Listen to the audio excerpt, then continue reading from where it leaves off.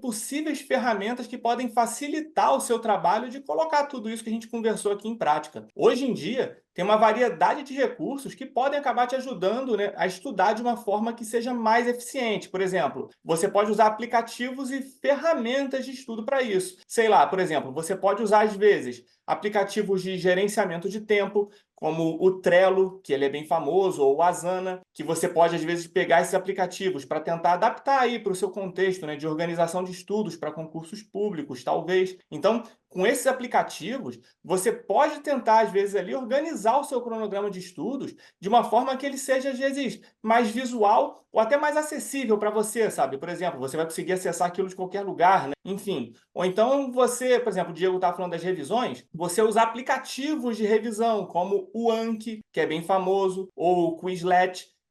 São aplicativos que usam flashcards e técnicas de revisão espaçada para ajudar você nessa revisão e nessa memorização. Então, você usar essas ferramentas pode ser uma parada bem legal para te ajudar aí com tudo isso também. E claro que uma outra coisa que a gente não pode deixar de falar também são dos cursos online, né? E os outros sites específicos aí para concursos públicos e tal, para você pegar dicas e pegando a experiência da galera e tal. E, inclusive, um deles é o www.mentedeconcurseiro.com, #jabá.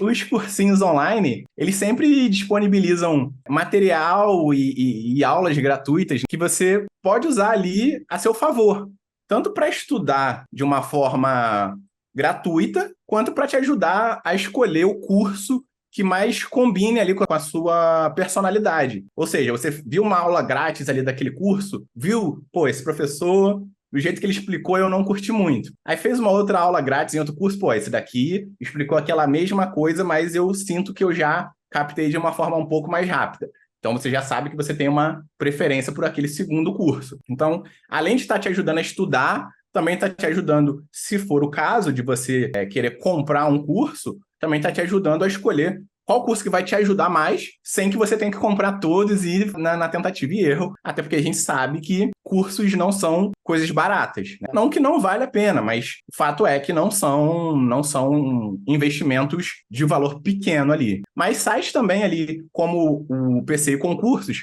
eles disponibilizam assim aulas gratuitas, questões e uma outra infinidade de informações que vão ser muito úteis para você, para qualquer concurseiro. Além de você procurar sites que lidam diretamente com questões. Claro, porque, de novo, se você não fez questões, você não estudou. Mas na internet, você consegue achar diversos sites de questões ali, tanto gratuitos quanto pagos. É claro que de um para o outro você vai ver algum tipo de diferença, tanto no gerenciamento do site, quanto na qualidade das questões, na qualidade das aulas dos professores que estão revisando aquelas questões, até na qualidade dos comentários dos concurseiros, você consegue ver alguma diferença. Mas, mesmo os pagos, você ainda consegue ver com preços assim bem justos, sabe? Bem acessíveis. Então, ter um site de questões ali à mão vai ser essencial para você. E fazer as questões anteriores, em especial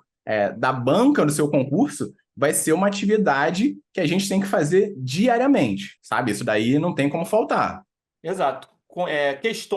Fazer questões de provas anteriores é uma coisa que você vai precisar fazer desde o seu primeiro dia de estudos. Então, não tem para onde correr. Ter um site de questões é realmente essencial, né? E até para finalizar esse assunto aqui, né, dessas ferramentas, tenta escolher sempre ferramentas que se encaixem bem com o seu estilo de aprendizado também. Por exemplo, se você é visual, você às vezes pode preferir estudar por mapas mentais, ou então por materiais ali, às vezes que sejam digitais ou vídeos, enfim. Se você às vezes aprende melhor escrevendo, então talvez seja legal você escolher aplicativos que às vezes permitam você criar e organizar anotações, sabe, ou algo do gênero. Aplicativos que você consiga fazer as suas anotações ali de uma forma mais personalizada. Tenta ir testando aí ferramentas diferentes até você encontrar aquelas que realmente funcionem aí para você. Então, se você for usar tecnologia, a chave, né, para isso é você usar de modo que ela sirva para complementar e ampliar a sua capacidade de estudos e não para, às vezes, te complicar ou te atrapalhar, né? Sei lá, você ficar horas ali nas redes sociais em algum lugar que não vai te ajudar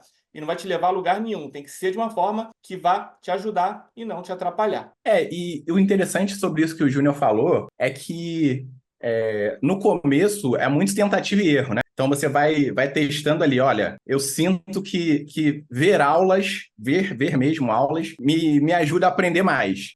Não, eu sinto que se eu não escrever, se eu não estiver escrevendo, para mim a informação não entra, sabe? Eu, Diego, particularmente, talvez esteja entre o grupo mais estranho, pela falta de uma palavra melhor, ou mais exceção do que regra, porque eu sou uma pessoa mais auditiva.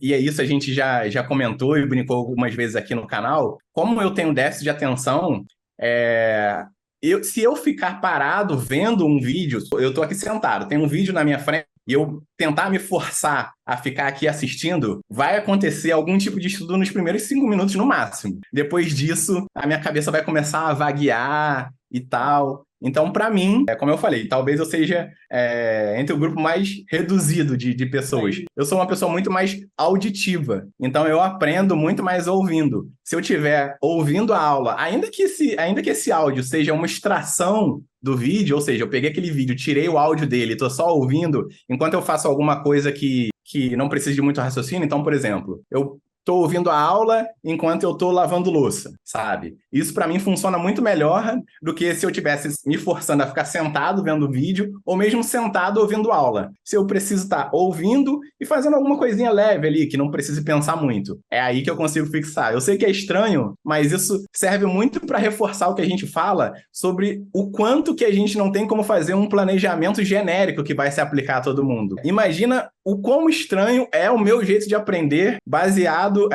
em comparação à maioria das pessoas, sabe? Ainda que se tentasse fazer algum tipo de planejamento de estudo genérico, você consegue perceber que a mim, ainda que eu sendo a exceção, você consegue perceber que a mim ele não ia servir, sabe? Então, assim, é praticamente impossível você montar um planejamento que vá servir para todo mundo indiscriminadamente. É por isso que a gente tenta sempre passar as dicas de uma forma que você consiga pegá-las e você consiga aplicar a sua própria realidade, e aí sim é você desenvolver o que a gente fala, mas para você, entende? Tu lembra dos meus cadernos, né? Eu tenho memória ali dos cadernos até hoje. Tipo, dos esquemas que eu ficava fazendo ali, que hoje em dia o pessoal chama de mapa mental, mas na época eu só fazia ali aqueles esqueminhas sem saber exatamente o que era. Mas eu tenho uma lembrança muito vívida disso tudo. E no início dos nossos estudos, e o Diego, eu não lembro se você ouvia tantas aulas quanto eu, mas eu não sei se você vai lembrar disso. Assim, quando a gente começou a estudar, eu era tão não acostumado a estudar que para eu conseguir entender uma aula, eu tinha que ouvir essa aula uma média de 5 vezes. Era o número mínimo de vezes que eu precisava ouvir uma aula. Dependendo da matéria, até mais.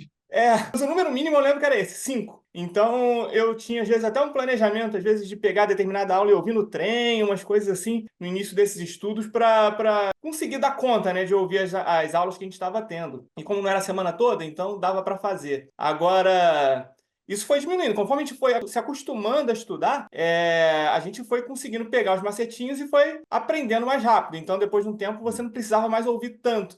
Mas o X da questão enquanto eu ouvia as aulas, tem muita coisa que daquela época que a gente estudava, eu ainda lembro da voz do professor falando determinada coisa, ou do jeito do professor falar.